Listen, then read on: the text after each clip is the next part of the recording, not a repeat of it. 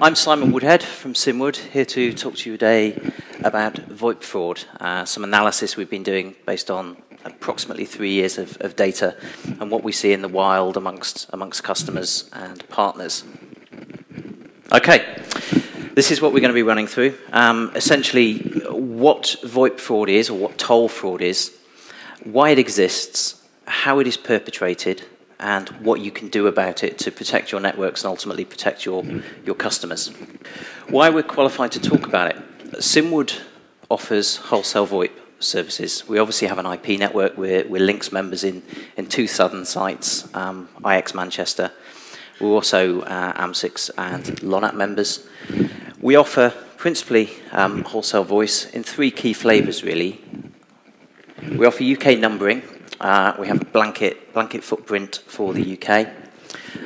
If you're an ITSP or even an ISP wanting to offer services to your customers, you need numbers in specific areas. We can offer them on a pay-as-you-go type model with delivery to you over a choice of methods, typically SIP, but we can also do TDM or delivery into one of our platforms, such as a fax platform, passing faxes to you either as email or even over HTTP post.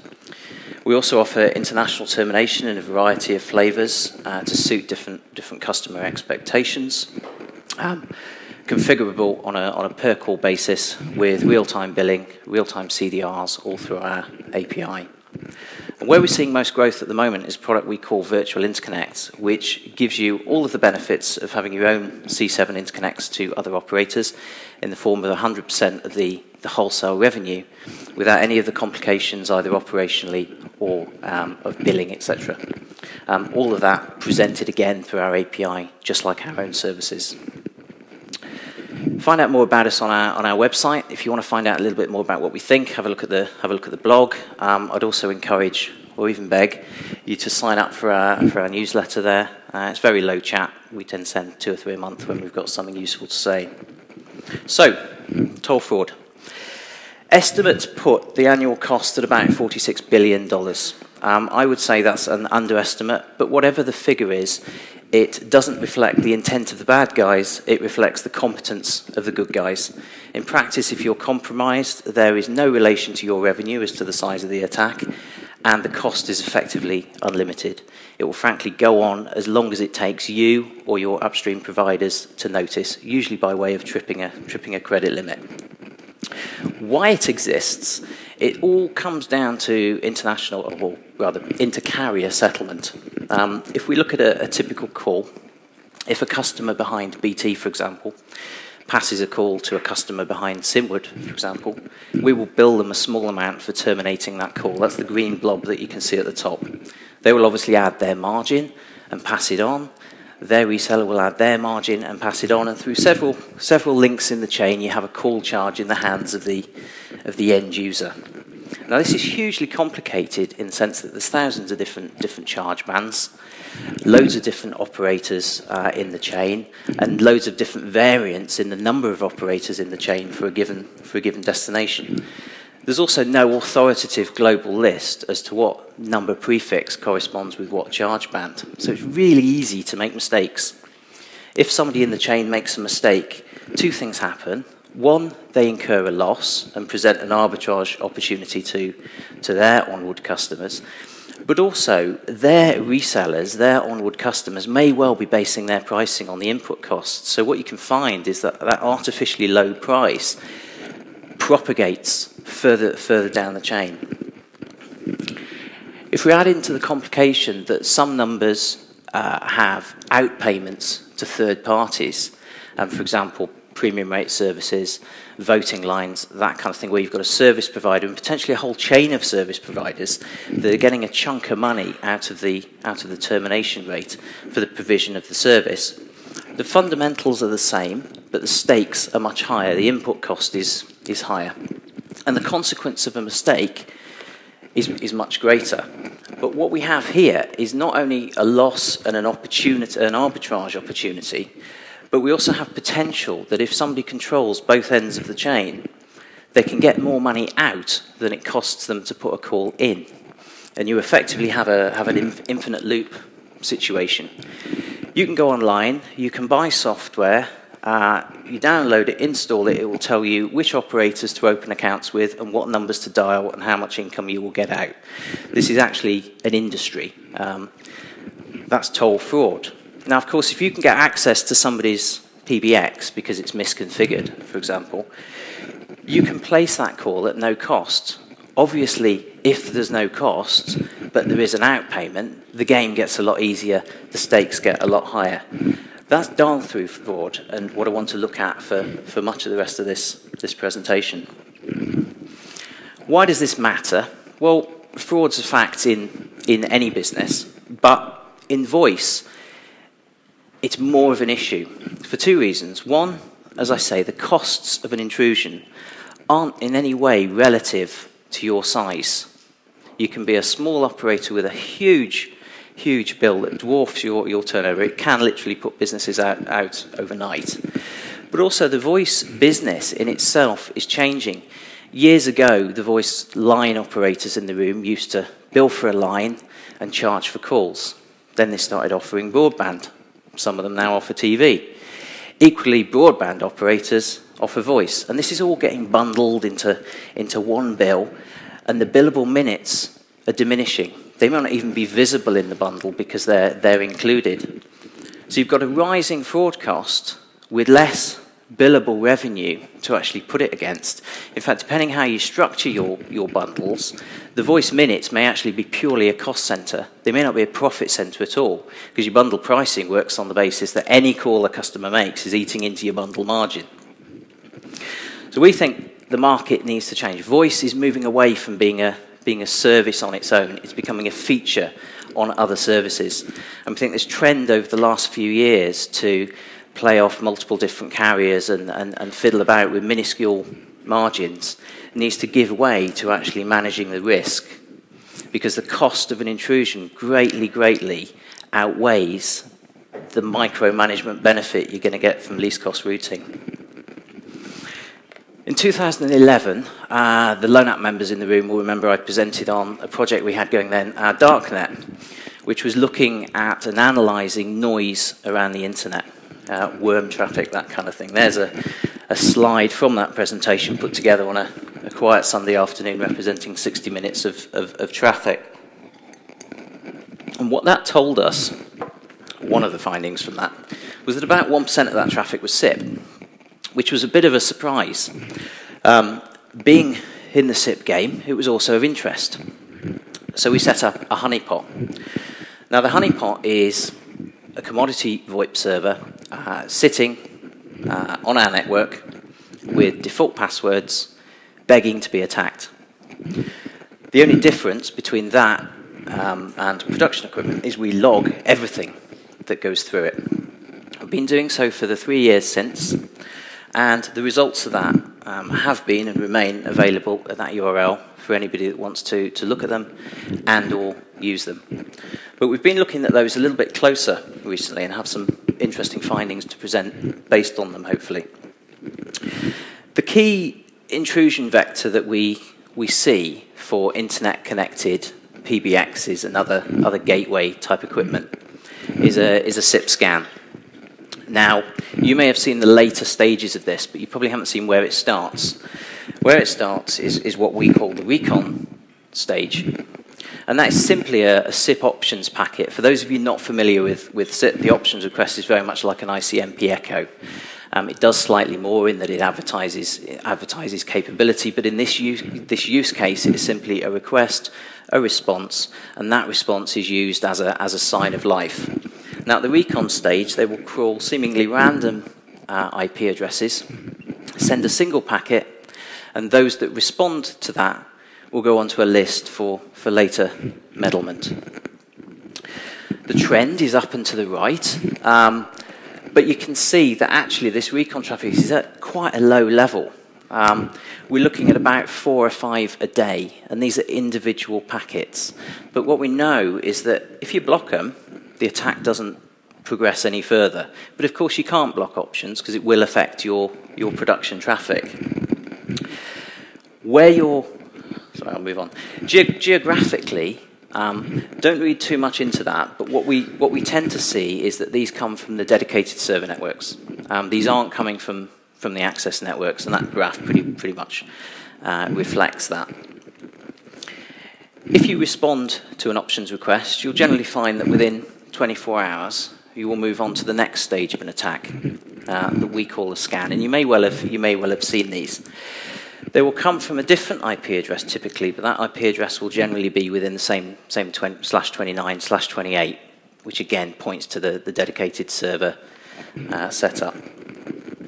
That would be in the form of register packets, which for those not familiar with SIP, is essentially a login type attempt, telling the server who you are and seeking to present a valid username and password.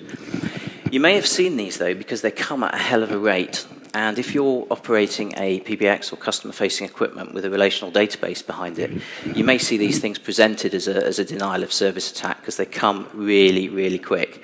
And whilst you may operate caching for valid user details, people don't cache invalid user details. And by definition, every one of these requests except one will be invalid. But eventually, they will get a valid username and password, and they can then move on to the next stage of the attack. As you can see again, the trend is up and to the right, but with a different scale. We saw about 67 million attempts in 2013. Major caveat here, we use Splunk for doing a lot of the logging, and the way their licensing works effectively means if you need it, it doesn't work. So what we tend to do is, when we've got everything useful we can from an attack, we tend to shut it down. So those figures would be massively, massively higher because there's a lot of scans in there that we've shut off, having gained anything useful, that would have just kept on going. Similarly, it reflects dedicated server networks. We're not seeing these from access networks, but there's a few big players that shift the geography a little bit. Moving on to alternative vectors, we see quite a bit of targeted exploits. Now, these can be at the SIP layer. Your initial options request reveals quite a lot about your equipment and may identify specific vulnerabilities. But they typically tend to be at a different level. They're quite often at the HTTP or database level, particularly in terms of PBX in a box type solutions, where you can gain administrative access very easily, or even get Google to do it for you in one particular case. If you want details of that, have a chat to us. Have a chat to us outside. But they're also in areas that you don't expect. For example, there's a customer in the room that had some fun over Christmas, because their big brand PBX that had been retrofitted with VoIP capability was still presenting a TARPy interface. Now, I haven't heard of TARPy in 25 years until this, but it's still there. It's still presenting the ability to manipulate the PBX to create channels and effectively set up the mechanism for passing through traffic that they don't want. Another vector is auto-provisioning. I don't know if any of you in the room use it. Auto-provisioning gives you the ability as a provider to ship a phone without opening the box to your customer. When it's plugged into the network, that will make a request, generally to the manufacturer, but through a series of redirects ultimately to the ITSP. And it's effectively a URL with a MAC address suffixed. It will then return an XML config that is loaded onto the phone. One of our customers in October presented findings revealing really how insecure this process was. The URLs are there in the firmware and can be fairly easily determined, and the only thing presenting security in the process is the fact that MAC addresses by definition are fairly unique. However, certain manufacturers tend to segment their block of MAC addresses by the model of phone. So in short, if you know what manufacturer and specific model of equipment an ITSP is distributing, you can set up a scan of relatively few MAC addresses in very little time, and you can get back a load of useful configs, which give you actually exactly all the information you need to perpetrate an attack, namely proxy, username, password. It would appear that there's virtually nothing in the way of encryption, authentication, rate limiting, or logging here. The manufacturers have got to do a hell of a lot of work here. And if you're an ITSP using auto-provisioning, I'd be afraid and I'd look at it fairly quickly. They then move on. So whichever vector they use, they move on to actual traffic. Now, back 2 or 3 years ago, I'd have been presenting here about the nature of that traffic as calls to Latvia, calls to Serbia, etc., etc. The typical revenue fraud destinations you might come to expect. But it's changed, as I'll show you in a minute. The trend is still up and to the right.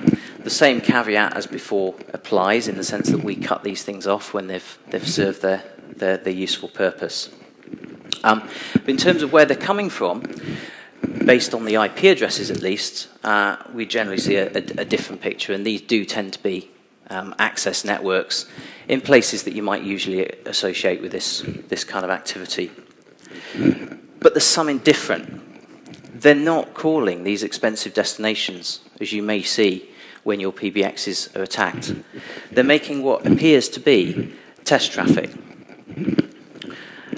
If you look at the HONEYPOT data available on that website, we list top dialed numbers. And at first face value, there's thousands of them. But as a human, when you read it, you quickly observe that actually there's not that many. There's just a hell of a lot of different combinations of prefixes to them. And what these guys do when they've got a means of accessing your equipment is they will pass calls through it, generally in blocks of 1,000, don't know why 1,000, but with random prefixes on the number. So on your Office PBX, you may have a rule, press 9 for an outside line. Certain ITSPs actually use a prefix as an authentication method, scary as it may sound. They're blasting through these calls, attempting to determine what those patterns are. If you strip those patterns off, there is surprisingly few numbers involved, and they tend to be principally in Israel and Birmingham. Scarily, 25% of the calls logged in the HONEYPOT are going to just 2 numbers when you strip off the prefixes. 50% are going to the top 10. They mostly appear as ordinary geographic lines, nothing nefarious at all.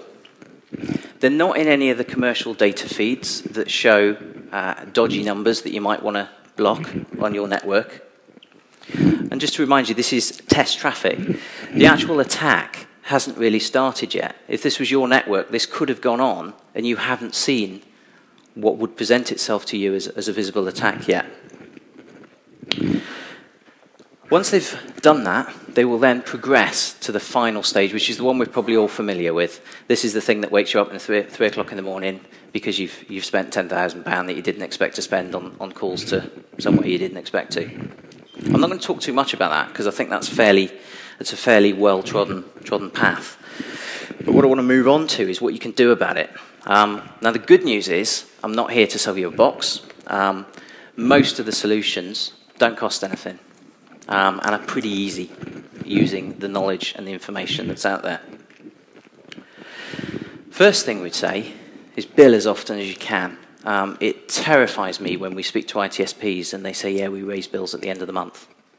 Even those that say we raise bills at the end of the day are bad enough. You want to be billing as close to real time as you possibly can because you've then got something that you can monitor and you can spot trends. You're still looking backwards, but at least you're looking backwards in a limited window. I can't imagine waiting to the end of the month to find out whether I've got a business for next month or not. You want to buy with prepayment. We have always worked on a prepayment basis, and it used to be a hard sell, to be perfectly honest. We're so big, we need credit was, the common response. That's changed. People now want prepay because they view it, particularly with some of the features that we offer, like locking a proportion of your balance. They view it as their risk capital. They can change how much is available on their account through the day. If they have misfortune, and many people face the inevitable that they will, it's not going to kill the business. But there's a major caveat here. The provider that is offering the prepay needs to be in a position to cut off calls when you trip a limit. There is no point you prepaying for a service and then getting a court summons for 50 grand intrusion that took you over your prepay limit. So check that out with your provider. You also want to use a provider that is giving you billing real time. through our API, as soon as a call completes, you can see the CDRs. You can see the effect on the balance. There's none of this waiting till the next day or even the end of the month to see what you've spent. You can see the actual call costs. They won't change. You can see the summary of traffic immediately. Use the data that we put there on the HONEYPOT. I strongly suggest you do not just blindly import the list of IP addresses because they haven't in any way been sanitized. But there's other useful stuff there that can really influence what you do and how you protect your equipment. Just to give you one example, if we look at the user agent file, you'll see that 99.79% of 64 million intrusions, which, John, is that statistically significant, use the same user agent. If you have that programmed in your IDS, or you can do some kind of layer 7 filtering, yeah, the attacks are evolving. Yeah, in some cases they're spoofing different user agents. So you're not going to get it all. But looking backwards, you get most of it. And I'd remind you, the options request carry the user agent. If you block it at the recon stage, your equipment doesn't exist for the purposes of any subsequent attack. So this can be really, really powerful and really, really useful for you. You may not wish to blacklist. You may know what equipment you're shipping to your customers. So why not whitelist and just not respond in any way to anything that doesn't fit your whitelist? Use TLS. If you can't use TLS, use TCP. SIP works on both of those and UDP. UDP, for some reason, tends to be the default. Most people use UDP. 100% of the attacks to the HONEYPOT are UDP. UDP, you've got fragmentation issues. You've also got potential for spoofing issues. You get over both of those using TCP or TLS, but you're also just taking your equipment out of the default space where the attacks tend to occur. Avoid auto-provisioning for the reasons that I've mentioned, or if it's already out there in the wild, for God's sake, look at your auto-provisioning server, potentially put in some at least rate limiting, layer 7 filtering, and keep a close eye on what's going on it. But by far the biggest message I want to get across today is to monitor and control what is going on off-net. We speak to a variety of customers of all sizes, and we tend to find that those most confident in their solution fall the hardest when they get attacked. Some of these attack vectors involve compromising equipment in a way that they can't administer it when it is being attacked. So you need the ability to see what is going on and control it away from at least your own equipment, but potentially away from your own network. And we offer a number of features through the API that enable you to do that. I'm going to run through them now, but by all means beat up your own carrier as to why they don't provide those. The first one is, in addition to real-time billing, we give you a real-time view of the calls that are in progress now, and that is updated sub-second. There's an example I'll give you in a second, but if you have a chat to one of the guys out on the stand, we've got a tiny little iPad demo streaming real-time call data. Now this is brilliant. You can link that into your Nagios, and you can link your own business rules to it. So if you know that you shouldn't ever have more than £100 of calls to Serbia in process, you can set a rule up. You can set an alert. Because some of these attacks, it's quite typical to see 200 calls placed to a far-flung destination in parallel, and then run for 20, 30 minutes. You don't know that the intrusion has occurred until the calls hang up and you suddenly see if you're monitoring your balance with your prepaid carrier, your balance drop by a couple of $1,000. These things, when they go, can run at thousands of pounds a minute. So time is really of the essence. So even real-time billing after the call has finished, whilst that's a step forward, seeing what is going on now is really, really valuable and can help you protect yourselves against these. That's a little demo. We spent 20 minutes coding against the API and put some sample code out to customers, which they seem to like, which just looks at an account and gives an updating picture of what is in progress on the network in terms of, for that account, in terms of the value. And you can really spot trends and, like I say, link that in with your own business logic. We also extend the SIP protocol, and you can configure your equipment to pass specific headers. So if you don't run an LCR, you potentially don't know what we're going to charge you until the call finishes. you may want to restrict certain types of calls, such as those with heavy-duty connection charges, those that may attract toll fraud. One way you can do that is by passing a SIP header through when you place the call, which triggers us to work out what we would charge for you, and if it is above a certain rate, the rate you define per minute, or the connection charge for the call, we'll fire it back at you and reject it. So we're effectively doing the function of your LCR in reverse for you. And you can configure that on your equipment statically for every call, or you can even do it dynamically to limit what we charge you to perhaps what you're charging your customer. We also offer a custom ACL. Now you can put in, frankly, as many as you like, prefixes either in a whitelist or a blacklist. So if there's certain areas of the world that your business policy, or indeed your business policy for a particular customer, doesn't permit calls to, you can define that in the blacklist. But you can get really, really granular on that. And again, if it trips what you have defined as not being permitted, we will reject the call back to you, irrespective of the state of your equipment. Channel limits. Most providers offer these, largely because most charge for the channels. We don't charge for channels. We offer limits for outgoing traffic and incoming traffic overall, as you might expect. The goal there being that if you place more than a certain number of calls in parallel, you can't go beyond a limit. But we get more granular than that. Being a UK-based network, we define international as non-UK. You can set a limit for international traffic. You can also set a limit on the number of calls in parallel. And I'd remind you, this works sort of nationwide around the network in real time, per destination number. So if you're compromised, and there's that scenario I gave before of 200 calls in parallel to a far-flung destination, if you've got a per destination number limit of, say, 3 calls, it won't get beyond 3. It's not stopping the attack, but it's containing the damage there. We also define a subset of territories as known hotspots, and you can set a limit up specifically for them. That changes as attacks come and go, and we see that amongst customers. But you can just set a limit and leave us to define what it covers. Now, in addition to limiting the maximum number of calls in progress, we also limit the rate of those calls. On the same level of granularity. So taking the hotspots as an example, you might want the ability for 50 calls in parallel, but you might say, I actually don't want more than 75 calls in a day, or I don't want more than 1 call a second, or 3 calls per 10 seconds. You can define exactly all of that through the API on the same granularity. If you trip any of those self-defined limits, we'll tell you about it. Equally, we monitor thousands of numbers from various commercial feeds, but crucially, we also monitor all of those test numbers that, as far as I can tell, we're the only ones that know about, and any calls attempted to those numbers, or like I say, any previous limits tripped, will trigger an alert to you.